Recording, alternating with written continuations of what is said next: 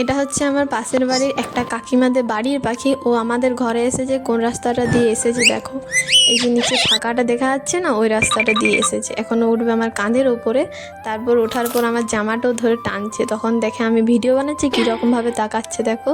এখন আমি রেডি হয়ে টিউশন বেরোবো, তখনও সে নামেনি আমার কান থেকে। এখন ওকে আমি ওর বাড়িতে দিয়ে আসি, তারপর বেরোবো টিউশন যাওয়ার জন্য। আর আজকে একটু বাজারে যাব, কারণ পুজোতে বাবা বাড়ির সবাইকে জুতো কিনে দিয়েছে, কিন্তু নিজে কেনেনি। তো আজকে আমি বাবার জন্য জুতো নেব, সেই জন্য এসেছিলাম দোকানে, জুতোর দোকানে।